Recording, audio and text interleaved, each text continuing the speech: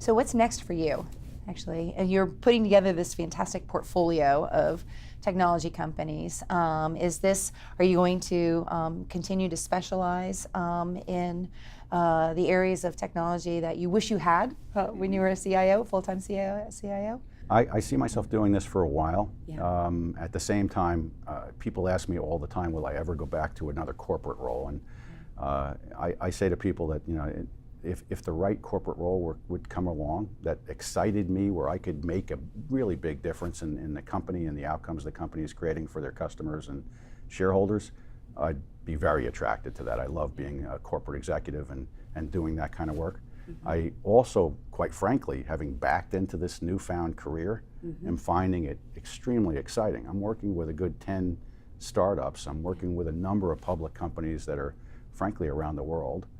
Didn't expect to be doing that, but from an advisory perspective and working with some interesting management teams who have very exciting challenges ahead in each of their cases, and the ability to influence the outcomes for so many companies, mm-hmm. has been very attractive. Yeah. I think in this most recent issue of a well-known business school's journal, we all know who that is. There's an article, I think it's supposed to be provocative, but the author claims that there's no such thing as a corporate entrepreneur. I think you're proof positive that he's completely wrong. Well, I could understand why someone might say that, right? Because there's a view, if you've done multiple companies as an entrepreneur, and you've operated without the safety net, mm-hmm. of a major corporation, because frankly, inside a corporation, you have a bit of a safety net. But you could come to the view that those people in those corporations can't be an entrepreneur because they're operating with a safety net.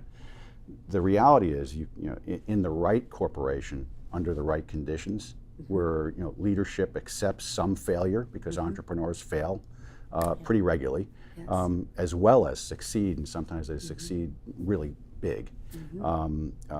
And where you can actually inspire that kind of behavior inside companies and support it and cultivate it, you can be a corporate entrepreneur, and you can completely take on the responsibility of changing your business. My former company, actually, even though I've had nothing to do with it, when they hired a new CEO, that CEO set up a division inside the company which is completely reinventing the insurance business, with a very senior executive who was president of Europe for the company formerly.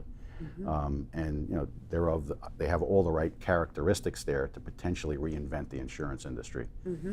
But it's a bit of an experiment inside the company. Yeah. So they're going to accept failure. Yeah. They have to, by definition.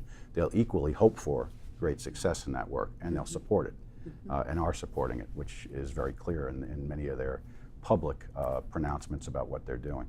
Many companies need to do that, particularly older companies that have a tremendous history, mm-hmm. and legacy in their business. Mm-hmm. They have a responsibility as corporate citizens to take up the moniker of change, yeah. and ultimately lead their industries forward. So you can be a corporate entrepreneur. Spoken like a true strategic CIO, a COO, actually. Thank you. I appreciate your time today. Thanks. I appreciate it. It was fun.